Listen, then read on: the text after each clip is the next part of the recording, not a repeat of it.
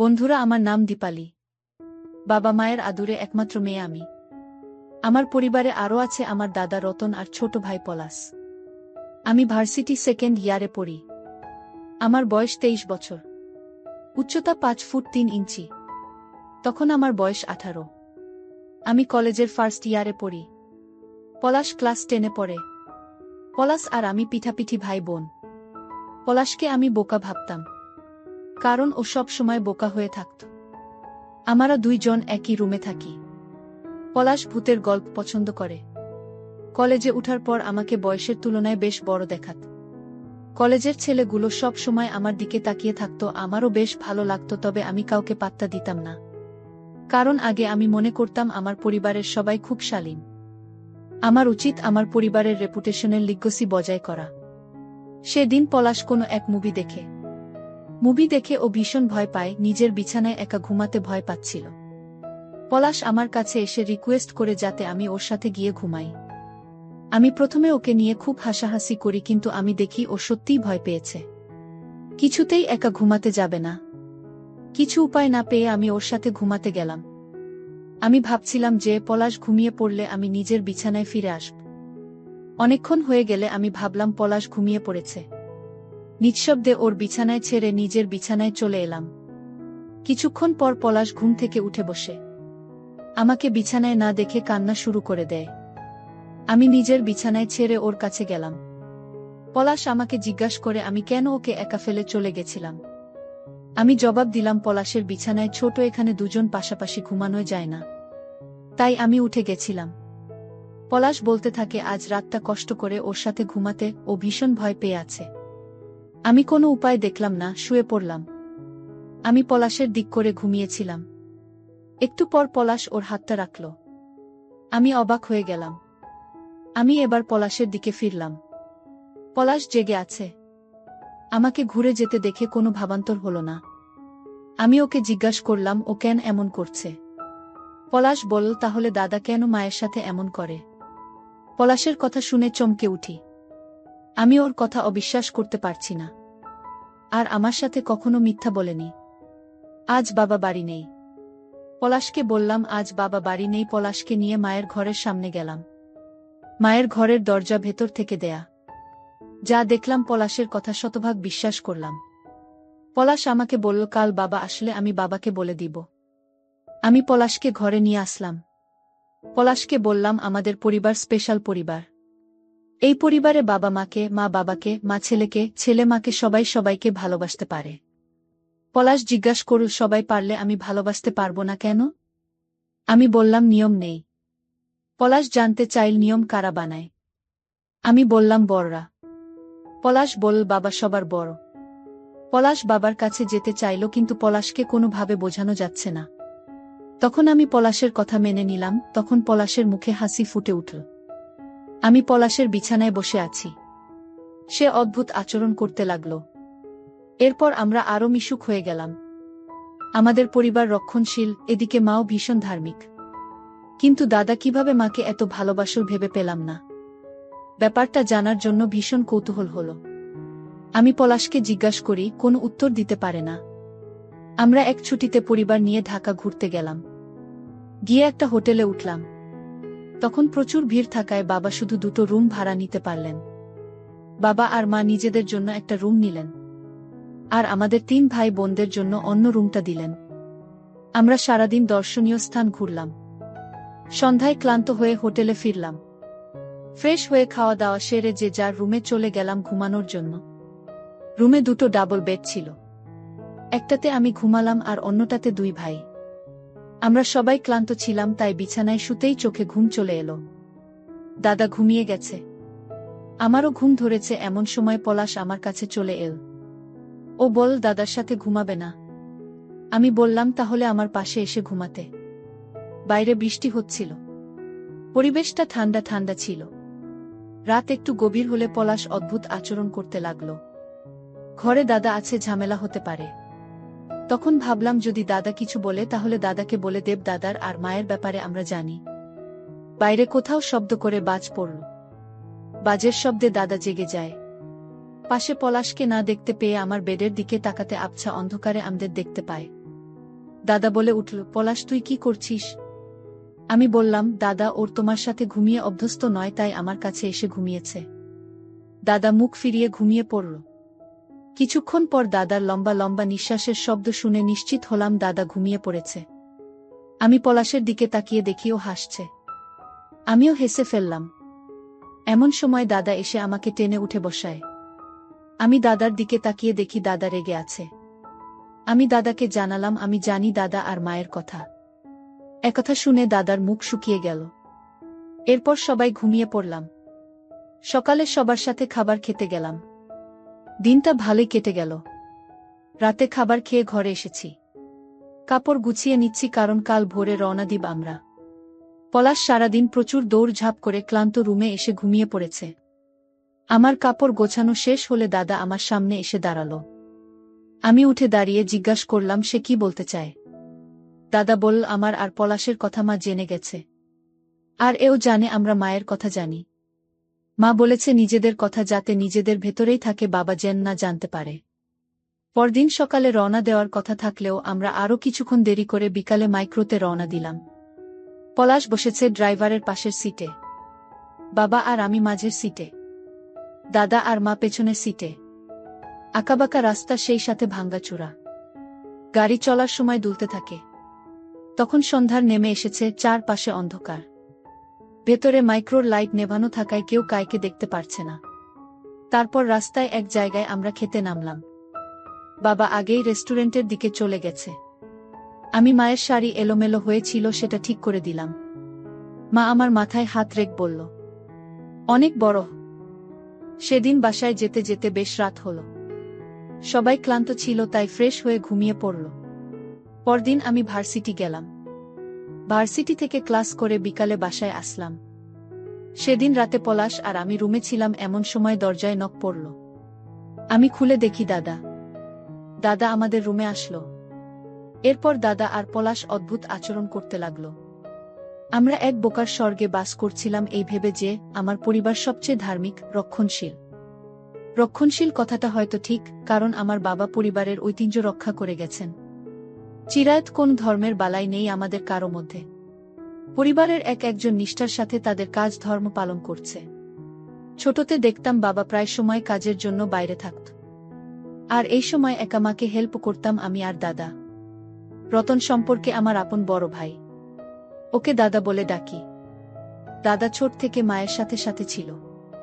মাকে ছাড়া কিছুই বুঝত না। সবসময় মায়ের পিছে ঘুর ঘুর করত। বুঝতাম না মা কেন ওকে বেশি ভালোবাসে, যদিও মায়ের ভালোবাসার অভাব বাবা পূরণ করে দিয়েছিল। যখন যা চেয়েছি তাই পেয়েছি। বাবা সবসময় আমার মাথার উপরে ছাদ হয়েছিল, কিন্তু বাবা আমাকে মায়ের মতো সময় দিতে পারত না ব্যস্ততার কারণে। অন্যদিকে দাদা সবসময় মায়ের সাথে থাকত। মাকে বেশি ভালোবাসা জানতাম বলেই হয়তো মায়ের প্রতি দাদার পরিবর্তনগুলো আমি ধরতে পারিনি। দাদা তখন মেট্রিক পাশ করেছিল, রেজাল্টে খুব ভালো মার্ক এসেছিল। মা খুব খুশি হয়েছিল। আমিও ভালো রেজাল্ট করেছিলাম, তবে দাদার মতো অতটা ভালো না। মন খারাপ ছিল। আমি মাথা নিচু করে রেজাল্ট কার্ড টেবিলে রেখে চলে এসেছিলাম। বিষয়টা কেন তখন স্বাভাবিক মনে হয়েছিল জানি না, কিন্তু আজ ভাবলে সেই মা ছেলের ভালোবাসার অন্য মানে দাঁড়ায় আমার কাছে। দাদা আর মায়ের ভালোবাসা আমার কখনো পছন্দের ছিল না, তাই মন খারাপ করেই আমি সেখান থেকে চলে যাই। সেদিন সেখানে থাকলে হয়তো আরও কিছু বুঝতে পেতাম। যে কারণেই হোক সেদিন আমি সেখানে ছিলাম না। নিজের রুমে এসে দরজা আটকিয়ে অনেক কেঁদেছিলাম। আর অন্যদিকে আমার মা আর দাদা নিজেদের মধ্যে এতটাই ব্যস্ত ছিল যে আমার খোঁজ নেবার সময় হয় রাতের খাবারের সময়। দাদার জেনে নিয়েছিলাম তার সাথে মায়ের প্রথম কবে কিভাবে এমন কথা হয়েছিল। দাদা অনেকটা গর্বের সাথেই সব বলেছিল। এটা ঠিক যে দাদা মাকে অসম্ভব রকম ভালোবাসে। দাদার বর্ণনা অনুযায়ী মা দাদাকে অনেক ভালোবাসে। মা দাদাকে হাতে কলমে দুনিয়ায় চলা শিখিয়েছে। মা বিজয় দাদাকে সব কাজ নিজে হাতে করাতেন, সেটা সকাল বেলার ব্রাশ করা হোক বা রাতে মাস্টার মশায়ের দেওয়া অসম্ভব অঙ্কের সমাধান। দাদাকে সম্পূর্ণ নিজের মতো করে রাখতে চেয়েছে মা। এটা নিশ্চিত যে মা একজন শিক্ষিত চালাক মহিলা। বয়সের সাথে সাথে তার বুদ্ধি কিছুটা হ্রাস পেতে পারে, তবে সে যে একসময় চতুর এক মহিলা ছিল সেটা খুব সহজেই আমি অনুমান করতে পারি। আমার মা হালকা পাতলা গড়নের ছিলেন। মায়ের দৈনন্দিন পোশাক ছিল শাড়ি। তিনি সবসময় হালকা সাজগোজ করতেন, দেখা যেত সুন্দর করে চুল আঁচড়িয়ে খোপা করলেন অথবা বেনি করে তাতে তাজা কোনো ফুল দিলেন। মা চোখে কাজল দিতেন আর সবসময় কপালে ছোট্ট করে একটা টিপ। মায়ের হাতে কাচের চুড়ি আর পায়ে নুপুরের শব্দের সারা বাড়িতে মায়ের উপস্থিতি নিমিষেই বোঝা যেত। আমাদের বাড়িতে মাকেই সব কাজ করতে হতো, তাই আমরা স্কুল থেকে ফিরলে মাকে সাহায্য করতে নেমে পড়তাম। মা সবসময় দাদাকে তার কাছে কাছে রাখত। আমাকে মা কখনো এতটা কাছে নেয়নি যতটা দাদাকে নিত। অথচ আমি মেয়ে ছিলাম। সময় কেটে গেছে অনেক দিন, হয়তো মাস, হয়তো বছর, ঠিক মনে নেই। এর মাঝে এমন কিছু ঘটনা ঘটে গেছে যাতে করে আমার আর বাবার সম্পর্ক অনেকটাই পরিবর্তন হয়ে গেছে। আমি বাবাকে আর আগের মতো সহজভাবে নিতে পারি না। সবসময় এমনটাই হয়ে আসছে আমাদের পরিবারে। আমি এতদিন পরে সেটা শুধু আবিষ্কার করেছি। বাবার তার প্রফেশনাল লাইফের শুরুর দিকে ডিলারশিপের কাজ করত। ধীরে ধীরে আয় বাড়াতে থাকলে এক সময় ইম্পোর্ট এক্সপোর্টের ব্যবসায় হাত দেয়। ইম্পোর্ট এক্সপোর্টের ব্যবসা বড় হতে থাকলে তার এক বিদেশি বিজনেস ফ্রেন্ডের পরামর্শে এমুনেশন ব্রোকারেজের কাজও শুরু করে। বলা বাহুল্য, বাবাকে প্রচুর ব্যস্ত থাকতে হয়। বাবার মায়ের বয়সের ফারাক 10 বছরের মতো। শুরু থেকে দেখেছি মা সবসময় বাবাকে ভয় পেয়ে চলত। বাবার সাথে কখনো হাসি মুখে কথা বলতে দেখিনি। বাবাও পারতপক্ষে মাকে এড়িয়ে চলত। বাবা আমাকে নিয়েই সবসময় ব্যস্ত থাকতেন। ছোটবেলা থেকেই বাবাকে অনেক ভালোবাসি। বলা যেতে পারে বাবা আমার সুপার হিরো। বাবা আর মায়ের সম্পর্কে একটা দূরত্ব ছিল। আমি বয়স হবার পর থেকে বিষয়টা লক্ষ্য করি। ট্যুরের আগে বাবা মায়ের মাঝে কিছু একটা নিয়ে ঝগড়া হয়েছিল। ট্যুরের শুরু থেকেই বাবা এক প্রকার ডিস্টার্বড ছিল। ফেরার পথে আমি বাবার পাশে বসেছিলাম, তাই সেটা ভালোভাবেই লক্ষ্য করি। যাই হোক, গাড়ি চলতে শুরু করলে পেছনের অন্ধকারের ভেতর থেকে মা আর দাদার হাসাহাসির শব্দ কানে আসছিল। ড্রাইভার মা ছেলের খুনসুটি মনে করলেও আমি ঠিকই বুঝতে পারছিলাম বাবা যাতে পেছনে না তাকায়, সেজন্য আমি বাবার সাথে এটা ওটা নিয়ে কথা শুরু করার চেষ্টা করলাম। কিন্তু বাবা তাতে গুরুত্ব দিচ্ছিল না, বরং মাকে মাঝে মাঝে এটা ওটা জিজ্ঞাসা করতে লাগল। মা এক প্রকার উভয় সংকটে পড়ে গেছে। শুরুতে বাবা বিষয়টা বুঝতে পারেনি হয়তো, কিন্তু যখন বুঝতে পারল যে আমি হয়তো ইচ্ছা করে করছি, তখন একবার জিজ্ঞাসু দৃষ্টিতে আমার দিকে তাকালো।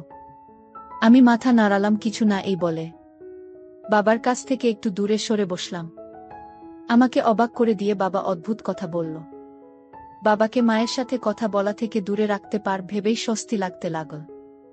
বাবার সাথে গল্প করতে থাকলাম। কতক্ষণ হবে জানি না। সারাদিনের ক্লান্তিতে চোখ লেগে এসেছিল। আমি ঘুমিয়ে পড়েছিলাম। হঠাৎ ঘুম ভেঙে গেল। বাবাকে কিছুটা অপ্রস্তুত দেখাচ্ছিল। আমি নিজেকে ইজি করে নিয়ে জানালা দিতে মুখে পানি ছিটিতে নিলাম। ঘুম ভাবটা একটু কেটে গেল। তারপর আবার বাবার কাছে গিয়ে বসলাম। আমি কতদিন পরে এমন ট্যুর দিলাম বলতো বাবা, অনেক দিন পর। কাজের ব্যস্ততায় তোকে সময় দিতে পারছি না। আরেকটা দিন, তারপর কাজ থেকে রিটায়ার্ড নিয়ে নেব। আমি, বাবা তুমি ব্যবসা করো। চাকরি করলে রিটায়ার্ড নিতে পারতে। ব্যবসায় কোনো রিটায়ার্ড নেই। বাবা আমার কথায় হেসে ফেল। বুঝিসনি, তোরা আর একটু বড় হলে কাজের দায়িত্ব তোদের ভাই বোনের উপর ছেড়ে দিয়ে আমি রিটায়ার্ড নেব। তাহলে তোমার রিটায়ার্ডে অনেক দেরি আছে। ওটা কদিনের ব্যাপার না, বেশ কয়েক বছরের ব্যাপার। বাবা হাসতে লাগল। তারপর নিজের মনে এটা ওটা বলতে লাগল। আমার ছোটবেলার গল্প করতে লাগল। সামনে পলাশ ঘুমে বিভোর হয়ে আছে। ওকে দেখে নিজের ছোটবেলার স্মৃতিগুলো আরও তাজা হতে থাকল। আমি এক মনে বাবার কথা শুনছিলাম। সামনে গাড়ি থামবে, ড্রাইভার হাঁক দিয়ে বলে উঠল। ড্রাইভারের ডাকে সবাই কমবেশি উঠতে শুরু করেছে। পেছনে মায়ের গলা শুনতে পেলাম। গাড়ি থামবে কেন? কি হয়েছে? মা ড্রাইভারকে প্রশ্ন করল। ম্যাডাম, গ্যাস তোলা লাগব। সামনে ফুড ভিলেজে দাঁড় করাবে। ওখানে পাম্প পাবে। এর মাঝে কোথাও থামানোর দরকার নেই। কিন্তু ম্যাডাম, তেলে তো কুলাবে না। এটা বাইফুয়েল গাড়ি। আমাকে শেখাতে এসো না। গ্যাস শেষ হয়ে গেলে পেট্রোলে চালাবে। মায়ের কথা শুনে ড্রাইভার একদম চুপ হয়ে গেল। বাবাকে অন্যমনস্ক দেখে বাবার কাছে গিয়ে বসলাম। বেশ কিছু সময় কেটে গেলে আমি বাবাকে আস্তে করে বললাম, বাবা এটা কি হয়ে গেল? আমরা কি ঠিক করলাম? বাবা আমার মাথায় হাত বুলালো, শুধু কিছু বলল না। এ নিয়ে আমরা পরে কথা বলবো। তোকে অনেক কিছু জানানোর আছে। বাবার কথা শুনে আমি কৌতূহলী হয়ে পড়ি। কি এমন কথা আছে যা আমার জানা ছিল না এতদিন? বন্ধুরা সময় কম থাকায় গল্পটি শেষ করতে পারলাম না। পরের পর্বে গল্পের বাকি অংশ বলবো।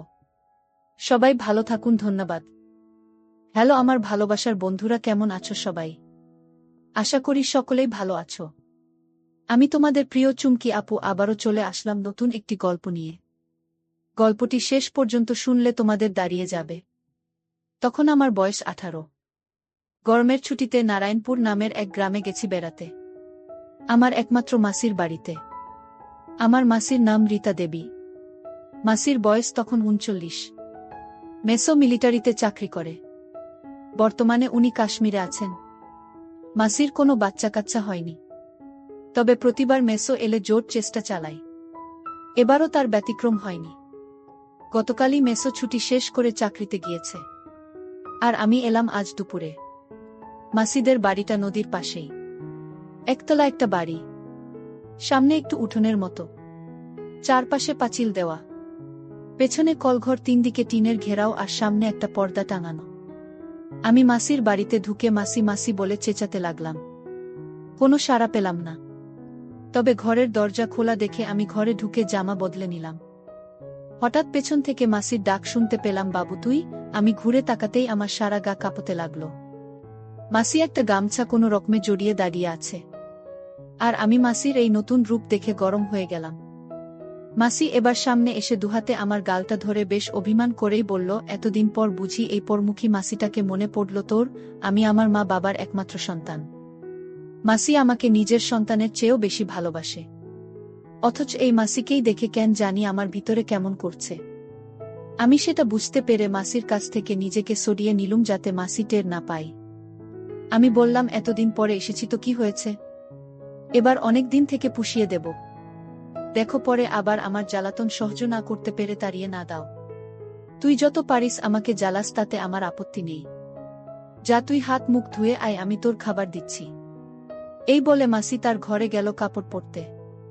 আমি কলতলায় গিয়ে হাত মুখ ধুয়ে বেরিয়ে আসতেই দেখতে পেলাম দড়িতে ঝুলছে কালো একটি স্মল পোশাক। সেটা যে মাসির তাতে সন্দেহ নেই। মাসিকে একটু আগে দেখে যেমন লেগেছিল এখন এই শুকোতে দেওয়া।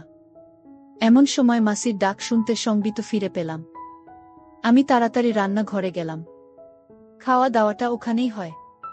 খেতে খেতে মাসি আমাকে বাড়ির কথা জিজ্ঞেস করল, আরও অনেক বিষয়ে প্রশ্ন করল। আমি শুধু হ্যাঁ হু করে উত্তর দিচ্ছিলাম। আমার চোখ বারবার মাসির দিকে আটকে যাচ্ছে। নীল শাড়িটাতে বেশ মানিয়েছে। আমি কোনোমতে খেয়ে ঘরে গেলাম। ঘরে শুয়ে পড়তে ঘুমিয়ে পড়লাম। সন্ধে হওয়ার কিছু আগে ঘুম ভাঙল। মাসি আমাকে চা দিল আর একটা চাবি দিয়ে বলল, যা চাটা খেয়ে নদীর ধার থেকে ঘুরে আয়, ভালো লাগবে।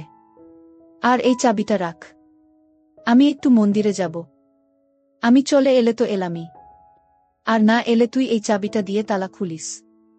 এই বলে মাসি বেরিয়ে গেল। আমি নদীর ধরে হাঁটতে লাগলাম। কিছুক্ষণ হেঁটে বাড়ি ফিরছি। একটু হেঁটে রাস্তার পাশে একটা গাছের আড়ালে মুততে বসলাম। মোতা শেষ হতেই যেই গাছের আড়াল হতে বেরুবো অমনি রস্তই দুটো নারী বিপরীত দিক থেকে এসে মিলিত হয়ে থামল। আমি ভাবলাম ওরা চলে গেলে তবেই বেরুবো, নইলে এই সন্ধে বেলায় আড়াল থেকে বেরুতে দেখলে অন্য কিছু ভাবতে পারে। নারী দুটোর একজন মাসির বয়সী, আরেকজনের বয়স 45 হবে। তাদের কথা শুনে জানলাম বয়সে যে একটু বড়, তার নাম গোপী আর ছোট্টা সীতা। আমি অজ্ঞতা তাদের কথা শুনতে লাগলাম। হ্যাঁ রে সীতা, এই সন্ধেবেলা কোথায় যাচ্ছিস? আরে গোপী বৌদি যে। এই তো রীতাদির বাড়িতে। ও পোশাক বানাতে দিয়েছিল, ওটা দিতে যাচ্ছি। দেখি। ইস, পোশাকের কি ছিরি! এই ফিনফিনে পাতলা কাপড় পরে থাকলেই পারে। কি যে বলো না, গরম বলেই পাতলা কাপড়ের বানিয়েছে। গরম না ছাই? আমাদের গরম নেই বুঝি? কিসব যাতা বলছো? যাতা নয় রে ঢ্যামনা, সত্যি তাই। বর বছরে একবার আসে বাড়িতে, অথচ তার অবস্থা দেখেছিস? কি করে এত ভালো বানল? ভাতার না থাকলে কি এও সম্ভব? তাছাড়া ওর বরের বন্ধু ওই যে গঞ্জে মাছের আড়ত আছে, ও তো প্রায় যাই ও বাড়িতে। একলা বাড়ি, বুঝতে পারছিস ঘটনা। তাতে তোমার কি? পারলে তুমিও সেবা নেও, খালি অন্যের দোষ ধরা। আমি তো ভুলে গিয়েছি তুই রীতার গোলাম। তার উপর তোকে দিয়ে পোশাক আশাক বানা। তোকে কি আর বিশ্বাস করানো যাবে? যা যা, তার বাড়িতে যাচ্ছিলি তাই যা। এই বলে গোপী নামের মহিলাটি চলে গেল। সীতা ওখানে দাঁড়িয়ে বলল, আমরা স্বামীকে দিয়ে সেবা নেয় বলে তোর হিংসে হচ্ছে। রীতাদিকেও বলতে হবে ব্যাপারটা, বলেই সীতা চলে গেল। আমি আড়াল থেকে বেরিয়ে সীতার পিছু পিছু বাড়ি যাচ্ছি, আর এতক্ষণ যা শুনলাম তা ভাবছি। সীতা ঘরে ঢুকার কিছুটা পরেই আমি ঢুকলাম। আমি কোনো শব্দ না করে ঘরে ঢুকে ভাবছিলাম, একটু আগে যা শুনেছি তা যদি সত্যি হয় তাহলে কই মাসি? না, আমি কিছুই ভাবতে পারছি না। হঠাৎ আমার খেয়াল হলো সীতা নামের মহিলাটির সাথে মাসির একটা খাতির আছে। এমন সময় আমার ইচ্ছে হলো ওদের কথা আড়াল থেকে শোনার। আমি বারান্দায় এসে মাসির ঘরের সামনে এসে দাঁড়ালাম। এমন সময় বিদ্যুৎ চলে গেল। ভেতর থেকে আওয়াজ আসলো, সীতা বাইরে চল, এই গরমে থাকা আর সম্ভব না। শুনে আমি দ্রুত আমার ঘরে চলে এলাম। আমার ভাগ্য এতটাই ভালো যে মাসিরা আমি যে ঘরে থাকি তার দক্ষিণের জানালার পাশে এসে বসল। দুজন বাইরে আর আমি ভেতরে। তারা কথা বলতে লাগলো। এবার অনেক গরম তাই না রে সীতা? হ্যাঁ গো দিদি, ইচ্ছে হচ্ছে কাপড় চোপড় নামিয়ে ফেলি, অসহ্য। তা খোলো না, কে বারণ করেছে? বাড়িতে তো আর কেউ নেই। ভালো কথা মনে করিয়েছিস, বাবুটা এখনো এলো না, কোথায় গেল? বাবু আবার কে? আমার দিদির ছেলে। আজই এসেছে, কখন বেরিয়েছে, এখনো এলো না যে। চিন্তা করো না, বোধহয় কারেন্ট নেই তাই বাইরে ঘুরছে। তারপর ও এতদিন বাদে এলো, সব ঠিকঠাক চেন না? কত বড় উচ্চ মাধ্যমিক দিয়েছে। দিদি এত বড় ছেলে হারাবে না। শোনো, আমি না বলা পর্যন্ত তুই অশোকদাকে এ বাড়িতে আসতে নিষেধ করবি। আজই ওকে এটা জানাবি। বাবু বাড়িতে। বুঝতেই পারছিস, জানাজানি হলে কেলেঙ্কারি হয়ে যাবে। তা না হয় বলবো, কিন্তু এভাবে আর পাড়ার মহিলাগুলো যেভাবে আমাদের বিশেষ করে তোমার পিছে লেগেছে, তাতে কদিন যে শাক দিয়ে মাছ থাকতে পারবো ভগবানই জানেন। আজ গোপীও খোঁচা মেরে কিছু কথা শুনিয়ে দিল। কিন্তু করবটা কি বল? তোরও তো তাও স্বামী সপ্তাহান্তে বাড়ি আসে, আর আমার? আমি কি করে থাকবো বল? একটা কথা বলি, রাগ করবে না তো? কি কথা? এটা শুধু একটা কথা নয়, সমাধানও। আর কি বলবি বলতো? তোমার বোনপোটা তো বড়ই হয়েছে, দেখো না ওকে বশ করতে পারো কিনা? কি যাতা বলছিস? নিজের ভাগ্নের সাথে? আর ভাগ্নে ছেলে তো নয়। তাছাড়া অশোকদা যেমন পরপুরুষ, ভাগ্নেও তেমন। কেউই তোমার স্বামী নয়। তাছাড়া ঘরের মধ্যে ব্যাপারটা থাকলে জানাজানির ভয় রইল না। তার চেয়ে বড় কথা, তোমার ভাগ্নে যে তোমাকে বিশেষ নজরে দেখে না, তুমিই বা জানলে কি করে? বুঝলাম, কিন্তু দিদি বারে অশোক বাবু আর কামিনীদির ব্যাপারটার একমাত্র সাক্ষী তুমি আর আমি। সে ক্ষেত্রে নিজের মান বাঁচাতেই কামিনীদি আমাদের বাধা দেবে না। তা তুই ঠিকই বলেছিস। জানিস, আজ যখন আমি স্নান সেরে বাবুর সামনে দাঁড়ালাম তখন বাবু আমার দিকে হা করে তাকিয়েছিল, আর কলতলায় ও আমার শুকোতে দেওয়া পোশাক হাতে নিয়েছিল। তুমি বুঝলে কি করে? ওটা আমি যেভাবে শুকোতে দিয়েছিলাম বিকেলে ঘরে আনার সময় সেভাবে পাইনি। তখন ব্যাপারটা খেয়াল করলেও গুরুত্ব দিইনি। এখন বুঝতে পারছো যে বাবু তোমার দিকে নজর দিয়েছে। হয়েছে হয়েছে, আর বকিস না, বাকিটুকু আমি বুঝব। আচ্ছা দিদি, বাবু তোমাকে সেবা দিতে চাইলে তুমি কি করবে? তুই না বেশি বকিস। এখন যা, অশোক বাবুকে গিয়ে বলে আয় যেন এ বাড়িতে না আসে। সে কি একেবারেই না করে দেব? না রে, যতদিন আমার বাবু আছে ততদিন। এবার যা। দুজন ওখান থেকে উঠল। সীতা দরজা দিয়ে বেরিয়ে যেতেই মাসি তার ঘরে ঢুকল। আমি নিঃশব্দে ঘর থেকে বেরিয়ে বাড়ির বাইরে বেরুলাম। কিছুক্ষণ পর বাড়িতে ঢুকে মাসি মাসি বলে হাঁক ছাড়তে মাসি দরজা খুলে বেরিয়ে এলো। পরনে একটা পাতলা নীল ম্যাক্সি। মাসি আমাকে টেনে ধরে বলল, কোথায় ছিলি রে বাবা? আমার বুঝি চিন্তা হয় না? হাত মুখ ধুয়ে আয়। আমি কলতলায় যেতে যেতে ভাবতে লাগলাম, মাসির এ ব্যাপারটা একটু অন্যরকম। আগে আমাকে এভাবে ধরত না। তাছাড়া সীতা যা বলল তাতে স্পষ্ট বোঝা যায় অশোক বাবুর সাথে মাসি ও সীতার সম্পর্ক আছে, কিন্তু এখানে মা এলো কিভাবে? ব্যাপারটা একদম গুলিয়ে যাচ্ছে।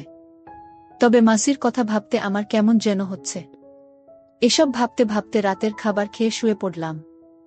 একটু পর বাতি জ্বেলে মাসি এলো। মাসিকে দেখে আমার বাবাজি লাফতে লাগল। মাসি এসে আমার পাশে বসে এক গ্লাস দুগ্ধ এগিয়ে দিল।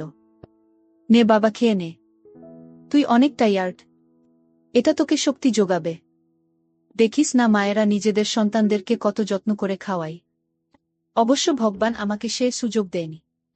কাউকে পেটেও ধরতে পড়িনি, তাই খাওয়ানোর সুযোগ পাইনি। মাসির আচরণের এই পরিবর্তন বুঝতে পারলেও সাহসের অভাবে কিছু হলো না। অনেক কষ্টে ঘুমলাম আর ঘুমের ভেতর মাসিকে নাচতে দেখলাম। তারপর যা হলো তাতে শুধু দাগটাই থেকে গেল। পরদিন ঘুম থেকে উঠতে উঠতে প্রায় 11টা বেজে গেল। আমি উঠে বসতেই আমার ট্রাউজার এ নজর পড়তে দেখলাম ওখানটায় দাগ লেগে আছে। বুঝতে বাকি রইল না কিসের দাগ। আমি ভাবলাম এখনই স্নান সেরে নেব, না হলে মাসি এই দাগ দেখতে পেলে ব্যাপারটা ঠিক হবে না। আমি স্নান ঘরে যেতেই মাসির শুকোতে দেওয়া পোশাক নজরে এলো। তার মানে মাসিও স্নান সেরে ফেলেছে। মাসি যাতে বুঝতে পারে আমি মাসির প্রতি দুর্বল, তাই আমি পোশাকটা হাতে নিলাম। ঘরে পৌঁছাতে মাসির ডাক পেয়ে খেতে গেলাম। মাসিকে দেখে আমার গায়ে আগুন লেগে গেল। একটা সুতির বেগুনি রঙের পাতলা শাড়ি পরেছে। আমি ঠিক করলাম আজ সারাদিন মাসির পাশে পাশেই থাকব। মাসি আমাকে খেতে দিয়ে পাশে বসে কথা বলতে লাগল। তবে মাসির মিটি মিটি হাসিটা আমাকে বেশ অস্বস্তিতে ফেলেছে। বাবু, তোর ঘুমে কোনো অসুবিধে হচ্ছে না তো? অসুবিধে হবে কেন? না, এমনি বললাম আর কি। বলেই মাসি মুখ টিপে হাসতে লাগল। আমি কথাবার্তা এগিয়ে নেয়ার চেষ্টা করলাম। মাসি, তোমার স্বাস্থ্য আগের চেয়ে ভালো হয়েছে। স্বাস্থ্য ভালো বলতে কি বুঝছিস? না মানে একটু মোটা হয়েছ আর কি। ও, আমি ভাবলাম অন্য কিছু। তা তোর মাকে দেখেছিস? সেই তুলনায় আমি এমন কি আর মোটা? আর কোনো কথা খুঁজে না পেয়ে আমি চুপচাপ খেয়ে মাসির পাশে বসে রান্না করা দেখতে লাগলাম। মাসি চুলো ভাত ছড়িয়ে তরকারি কুটতে বসতেই হাঁটুর চাপে কমলাগুলো বেরিয়ে পড়তে চাইছে। আমার কাছে পুরো দৃশ্যটা কাল্পনিক মনে হলেও তা যে বাস্তব তা বুঝতে পারলাম নিচের টনটনানিতে। আমি মাসির কাছ থেকে উঠে চলে এলাম ধরা পড়ার আগেই। দুপুরে খেয়ে আমি আমার ঘরে একটু ঘুমুতে চেষ্টা করলাম। হঠাৎ মাসির ঘরের দরজা খোলার আওয়াজে আমি সজাগ হলাম। সীতা এসেছে। আমি উঠে মাসির ঘরের দরজায় কান পাততেই শুনলাম, ধ্যাত, ওকে দিয়ে কিছুই হবে না। তুই বলো না, আজ আমি যে পোশাক পরেছি তা দেখে কোনো পুরুষের কি ঠিক থাকার কথা? আহা দিদি, তুমি ওর উপর রাগ করছো কেন? মনে হয় তুমি ওর মাসি, তাই যদি কিছু মনে করো বা ওকে বকা দাও বা ওর মাকে বলে দাও, তাই ও এগুচ্ছে না। তাই আমি বলি কি তুমি ওকে? বাকি কথাগুলো ফিসফিসিয়ে বলাতে আমি কিছুই শুনতে পেলাম না। শুধু এটুকুই শুনলাম, মাসি বলছে তুই পরিস বটে। তাহলে এক কাজ কর, তোর বোনপোটাকে বলিস ওটা নিয়ে যেন 5টার দিকে চলে আসে, আমি বাবুকে নিয়ে তখনই বের হব। তাহলে আমি যাই। দেরি করলে আবার চিনুকে পাওয়া যাবে না। এই বলে সীতা চলে গেল। আমি বিছানায় শুয়ে পড়তে মাসি ঘরে এলো। আমার পাশে বসে মাথায় হাত বুলাতে বুলাতে বলল, বাবু ঘুমিয়ে পড়েছিস? না মাসি। কেন, এখানে এসে শুধু কি বাড়িতে পড়ে থাকবি? চল আজ একটু বেরিয়ে আসি। কোথায়? তো পাশেই শহরে। একটু ডাক্তার দেখব, তারপর না হয় দুজন মিলে একটা মুভি দেখে বাড়ি ফিরব। ওকে চলো। তাহলে তুই রেডি হয়ে নে। আমি রেডি হতে হতেই মাসি ও মাসি বলে একটা ছোকরা বাড়িতে ঢুকল। আমি তাকে কি চাই জিজ্ঞেস করতেই ও বলল, আজ্ঞে মাসি শহরে যাবে বলে অটো নিয়ে এসেছি। আপনি যান, আমরা আসছি। এটা বলতেই ছেলেটি চলে গেল। মাসি ঘর থেকে বেরুতে বেরুতে বলল, কে এসছে রে বাবু? অটোবলা। ও, চল আমরা বেরি। এই বলে মাসি দরজায় তালা দিয়ে বেরুতে লাগল। মাসিকে একদম চিনতে পারছি না। সকালেই যিনি দেখিয়ে বেড়ালেন, বিকেলে তা ঢেকে ঢুকে ফেললেন। কালোর উপর লাল ফ্লোরাল প্রিন্টের সিল্কের শাড়িতে পুরোটা। অটোতে দুজন পাশাপাশি বসলেও মাসিকে অন্য কিছু ভাবতে পারছি না। অটোবালাটা দেখলাম মাসির সাথে বেশ পরিচিত, খুব আন্তরিক। ওদের কথা শুনতে শুনতে পুরো 1.5 ঘন্টা কেটে গেল। গ্রাম থেকে এই ছোট্ট শহরটাতে আসতে আসতে 6:30 বেজে গেছে। মাসি ভাড়া চুকিয়ে ওকে কিছু একটা বলতেই ও চলে গেল। ডাক্তারের চেম্বার থেকে বেরুলম 7:30। এবার আরেকটা অটোতে করে সিনেমা হলে গেলাম। মাসির জাগটা ভালো করে জানা, মেসোর সাথে নাকি প্রায় আসে। মাসি আমাকে নিয়ে যে মুভিটা দেখল তাই বেশ ভালোই।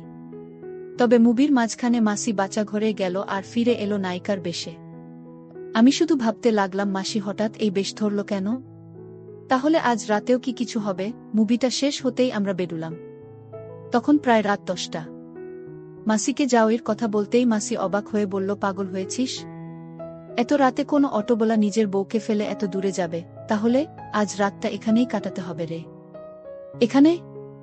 কিন্তু কোথায়? আমার এক পরিচিত দিদির একটা লেডিস হোস্টেল আছে, ওখানেই থাকব। Ladies hostel? কিন্তু আমাকে এলাও করবে? কেন করবে না? আমি আছি তো। চল। আমরা একটা অটো নিয়ে প্রায় 20 মিনিটের মধ্যেই একটা গলির সামনে দাঁড়ালাম। ভাড়া মিটিয়ে মাসি গলি ধরে এগুতে লাগল। আমি মাসির পেছন পেছন যেতে লাগলাম। একটা গেটে দুটো লোক বসা ছিল। মাসি কি যেন বলল। তারপর তারা আমাদেরকে একটা ঘরের সামনে দিয়ে চলে গেল। আমাকে বাইরে দাঁড়া করিয়ে মাসি ভেতরে ঢুকল। ভেতরে আরও দুটো নারী ছিল। তারা যে মাসির পরিচিত তা বোঝা যাচ্ছে। একটু পরেই মাসি একটা মহিলাকে সাথে নিয়ে বেরিয়ে এলো। তারা দুজন সামনে আর আমি পেছন পেছন যেতে লাগলাম। পুরানো এই বাড়িটির দোতলার একদম উত্তরের ঘরের সামনে নিয়ে মহিলাটি মাসিকে চাবি দিয়ে চলে গেল। মাসি চাবি খুলে ভেতরে ঢুকল, আমিও তাই। বাতি জ্বালতেই বেশ ভালো লাগলো। সাজানো একটা ঘর, বড় একটা খাট, লাগোয়া বাথরুম, একটা টেবিলও আছে। আমরা ঘরে ঢোকার একটু পরেই সেই মহিলাটি দুটো টাওয়েল আর একটা পরিষ্কার লুঙ্গি দিয়ে গেল। মাসি ওটা নিয়ে ওকে বলল ঘরে খাবার দিতে। আমি তো বেশ অবাক। এরা এত যত্ন আত্তি করছে, ব্যাপারটা কি? মাসিকে জিজ্ঞেস করতেই বলল এই হোস্টেল এর মালিক তার বেশ পরিচিত। আমরা ফ্রেশ হয়ে খেয়ে দিয়ে টিভি দেখতে লাগলাম। হঠাৎ এ পাশের ঘর থেকে কেমন যেন আওয়াজ আসতে লাগল। আমি মাসিকে সেটা জিজ্ঞেস করতেই মাসি হেসে বলল, ও কিছু না রে, তুই টিভি দেখাই মনোযোগ দিত। আমার কেন যেন সন্দেহ হচ্ছিল। আমি ঘুমাবো বলে শুয়ে পড়তে মাসি বলল, কিরে ঘুমিয়ে পড়বি? রাত 12টা। না ঘুমিয়ে উপায় কি, গরমের দিনে এটা কি এমন রাত বলতো? এটা বলতে বলতেই শাড়িটা নামাতে লাগল। আচমকা মাসির এই কান দেখে আমার তো অবস্থা খারাপ। আমি মাসিকে হাঁ করে দেখছিলাম। কিরে অমন করে কি দেখছিস? না কিছু না। আমাকে বলল, গা থেকে গেঞ্জিটা খোল, আরাম লাগবে। আমিও তাই করলাম। মাসি একটা বলিস খাটের সাথে দেশ দিয়ে আতশোয়া হলো। আমাকে তাকিয়ে থাকতে দেখে বলল, আসলে অনেক গরম তো, আর তুই তো আমার ছেলের মাথায়, তাই সব। তোর খারাপ লাগছে না তো বাবু? আমি না বলতে মাসি নিচু হয়ে তাকিয়ে আছে। আমি একটু সাহস নিয়ে বললাম, মাসি কি দেখছো? এই দেখো না কত শখ করে এই সিল্কের ব্রাটা গত সপ্তাহে কিনলুম, মাত্র একদিন পরেছি, অথচ দেখ এখানটায় কিসের যেন দাগ লেগে আছে। এই যে এখানটাই দেখ। হঠাৎ মাসির গলার আওয়াজ পেলুম, একটা জিনিস কি জানিস বাবু, আমার এটাতে যেরকম দাগ ঠিক ওই রকম দাগ আজ সকালে তোকে ডাকতে গিয়ে তোর ট্রাউজারে দেখেছি। ব্যাপার কি বলতো বাবু? না মানে হ্যারে, তুই কি তোর আমার দাগ লাগাস নাকি? মাসি আসলে দাদা, আমি এখনই দিদিকে ফোন করে ওর গুলো চেক করতে বলছি। মাসি, একাজ করো না, আমাকে ক্ষমা করে দাও। ক্ষমা করব, তবে ঘুষ দিতে হবে। তুমি যা চাও তাই দেব। সত্যি? হ্যাঁ। আমাকে সেবা দিতে পারবি? মাসির এমন সরাসরি প্রশ্ন আশা করিনি। যত ইচ্ছে থাকুক না কেন, নিজ মাসিকে মুখের উপর বলাটা বেশ কঠিন। আমি কোনো মতে মাথা নাড়লাম। মাসি একটু রাগ দেখিয়ে বলল, লুকিয়ে লুকিয়ে দেখিস তাই না রে হারামি, তুমিই তো দেখিয়ে বেড়াতে। তাছাড়া তোমার আর সীতার কাহিনী আমি জেনে গেছি। আমি তোমাদের সব শুনেছি। তুমিই তো আমাকে দিয়ে, এতই যদি জানতি তবে এগোসনি কেন? আমি কি তোকে মারতাম না বকতাম? তোমারই যদি এত ইচ্ছে এখানে এলে কেন? বাড়িতে নিজে এগোনি কেন? এমন সময় বাইরে থেকে নারী কণ্ঠের আওয়াজ এলো, সেবা নিতে এসে ঝগড়া কিসের গো? বাড়িতে না করে তুমি এখানে আমাকে আনলে যে? আসলে এগুবার ছুতো আর একটু বেড়ানোর উদ্দেশ্যেই। তাছাড়া জীবনের প্রথম এঘরেই খেয়েছি। কার হাতে গো সে পরে বলবো। কিরে পারবি তো আমাকে? পারতেই হবে আমাকে বলে কাজ লেগে পড়লাম। অনেক পরিশ্রম করে আমি ক্লান্ত হয়ে কখন যে ঘুমিয়ে গেছি জানি না। সকালে ঘুম ভাঙতেই দেখি মাসি চুল আঁচড়াচ্ছে। আমাকে দেখে একটু হেসে বলল, যা স্নান করে নে, লুঙ্গিটা কেচে দিস। স্নান করে ফ্রেশ টেস হয়ে আমরা বেরিয়ে পড়লাম। সকালে বাইরে খেয়ে হালকা কেনাকাটা করে দুপুরে খেয়ে নিলুম। তার বাদেই বাড়ির দিকে রওনা হলাম। বাড়িতে পৌঁছলাম শেষ বিকেলে। সন্ধে বেলা সীতা বাড়িতে এলো। মাসি রান্না ঘরে ছিল। ওখানেই দুজন কথা বলছে। আমি জানালার পাশে দাঁড়িয়ে শুনছি। এখন আর ধরা পড়ার ভয় নেই, কারণ মাসি জেনে গেছে যে আমি তাদের আগের কথাগুলো শুনেছি। সীতা কৌতূহলী হয়ে বলল, কি গো দিদি, কিছু হয়েছে? কি আর হবে রে, না মানে বাবুর সাথে বাজে বকিস না তো। ওসব কিছুই হয়নি, আর হবেও না। তোর কথামত যদি এগুতাম তাহলে লজ্জায় পড়তাম। কি বলছো কিছুই হয়নি? এ কেমন ছেলে বাপু? অমন দেবীর পেট থেকে এ কেমন ছেলের জন্ম হলো? কি আর করা, তোমার দুর্ভাগ্য। অশোক বাবুর ওখানে যাবে গো? কখনই না। ওক বলে দিস আমাকে ভুলে যেতে। এসব কি বলছো তুমি? হ্যাঁ, যা বলেছি তাই। কাল ডাক্তার বাবু বলেছে এবার আমার মা হবার সম্ভাবনা খুবই বেশি। আমি মা হতে পারলে আর কিছুই চাই না। কি বলছো? এই ৩৯ বছর বয়সে তুমি মা হবে? ভগবান মুখ তুলে তাকালো তবে। কিন্তু সেবা না নিয়ে থাকতে পারবে, এ ব্যাপারে আর কথা নয়। যা বললাম তাই কর গে যা। মাতৃত্ব জিনিসটাই অন্যরকম, নারীদের বদলে দেয়। আচ্ছা, আমি গেলাম, বলে সীতা বেরিয়ে গেল। এবার আমি মাসির কাছে গিয়ে পেছন বললাম, সীতাকে মিথ্যে বললে যে? কি মিথ্যে বললাম? এই যে বললে আমাদের মধ্যে কিছু হয়নি। পাগল হয়েছিস তুই? ওটা বললেই ও সেবা নিতে চাইবে। আমি চাই না আমার নাগরকে কারো সাথে ভাগ করে খেতে। তুই শুধু আমার। আর অশোক বাবুর ব্যাপারটা, তোর কাছে অশোকের ওটা কিছুই না। তুই থাকলে আমার আর কাউকে দরকার নেই। তাছাড়া সীতা এখন একাই অশোককে দিয়ে সেবা করাবে। আচ্ছা, একটা ব্যাপার বলতো, ডাক্তার তোমাকে কখন বলল যে তুমি মা হতে পারবে? ডাক্তারকে বলতে হবে কেন? আমি এতদিন মা হইনি কারণ তোর মেসোর মেশিন খারাপ, আর বাইরের কারো কাছ থেকে সাহস পাইনি। এবার তোর মেসো যাবার দুদিন পরেই তোর সেবা নিলাম। এবার চান্স আছে।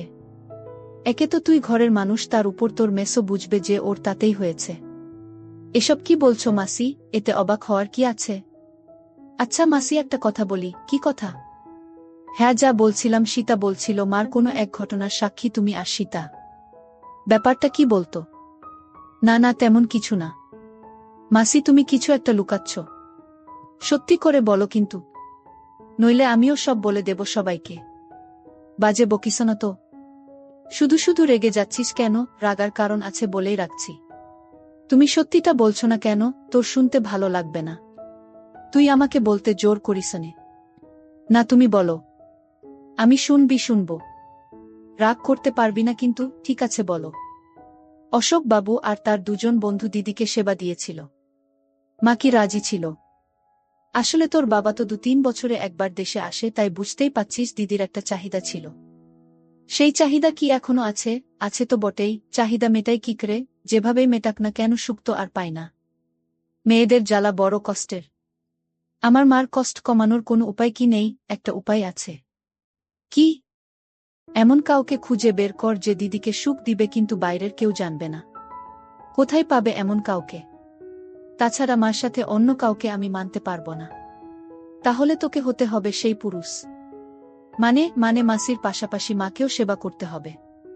কিন্তু? কোনো কিন্তু না। যা বললাম তাই কর।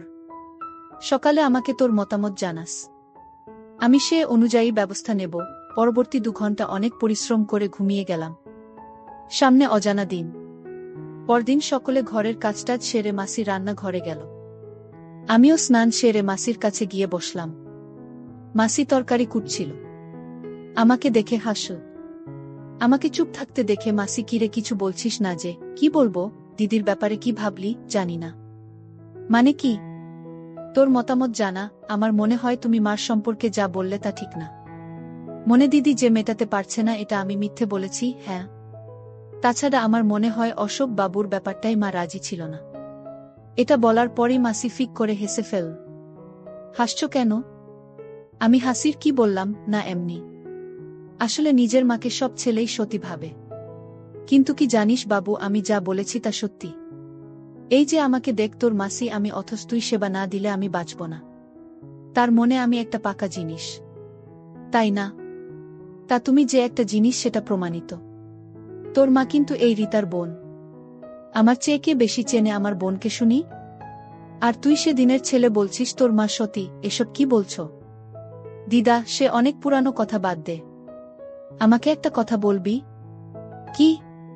তুই যদি নিজ চোখে দেখিস দিদি সেবা নিচ্ছে, তাহলে তুই রাজি হবি? হ্যাঁ। ঠিক আছে, আমি দিদি আসতে বলে দিচ্ছি। তুই শুধু আমাদের লক্ষ্য করবি। একদিনে বুঝবি তোর মা কত বড় জিনিস। ঠিক আছে। আমিও বলে দিলুম, যদি মা এমন হয় তাহলে তোমার মতো মাকেও সেবা করব। তবে আবার কি রে? তবে প্রথমেই মার পিছ